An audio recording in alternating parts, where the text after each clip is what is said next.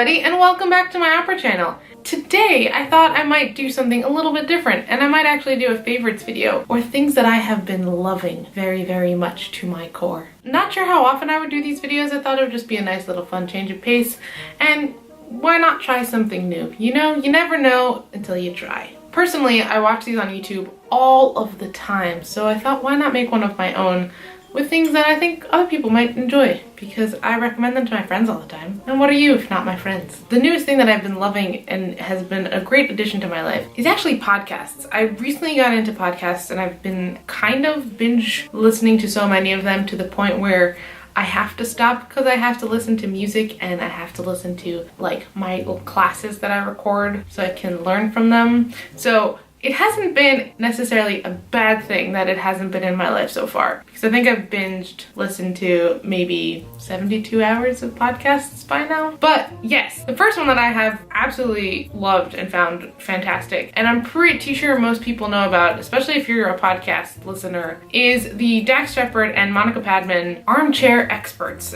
I am someone who really enjoys listening to people's backstories. I think I'm extremely nosy, and I love learning about where people came from and how they chose to do things, and especially actors and performers. I think that is something that I can relate to very easily, and I like to see what their journey into like that profession was and how they dealt with struggle along the way. And I think it's one of those things, because it's not like a 10-minute interview, because they're 2 hours long, they're actually so insightful. Number two is a very different podcast and short and sweet compared to Armchair Experts, and that is Let's Talk About Myths, Baby. It's run by a girl named Liv, and she talks you through the different Greek and sometimes Roman mythology beyond being really entertaining and super funny. And I think we would get along quite well, Liv and I. I think we have similar senses of humor. But also, a lot of operas are based on myths and are retellings of myths, and I think it's so interesting to hear the origins of the myths and like more than just the very small segment that a composer decided to focus on, or a librettist. Could not recommend it more. They're not very long, so like half an hour. Sometimes even like she has mini myths, which are like a couple minutes long. They're great. I went all the way back to the beginning to listen, and I think she does like 2 years worth of podcasts. So I'm working it in there, but it's so great. I really have been loving it. Yes, you go Liv.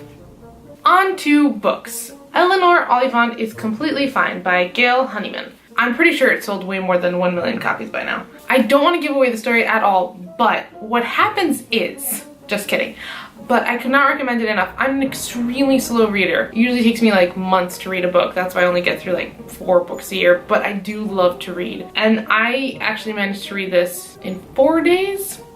I could not put it down. I think so good. Could not recommend it enough. Now on to an opera discovery, because this is an opera channel and we can't have a video without talking about something that has to do with opera.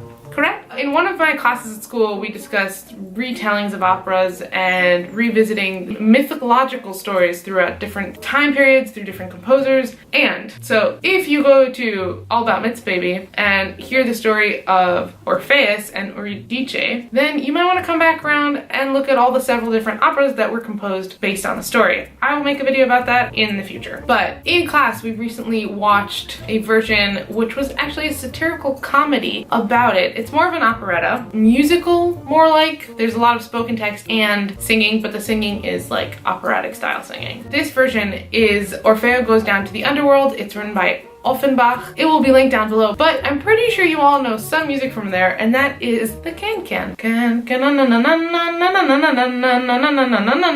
That is actually in this opera, and it is the theme of the underworld. And lastly, tea. Now this isn't a new favorite, but recently I got a birthday present from my beautiful boyfriend, and he went to the tea store that I used to work at. One of my favorite teas that we would sell is Palete's Chai Imperial. It is the best chai masala, basically. And my boyfriend was joking because I live in the UK, so why would I need to buy tea in Israel for the UK? And then I had to explain, they don't make chai like this in the UK. No one makes chai like this but Palais, and it's so good. It's so good. I think that is enough favorites for one video. That's all, folks. Thank you so much for watching. I hope you enjoyed this little video. I will be back next week with a new video because I am here every single Monday. Are you surprised yet at that?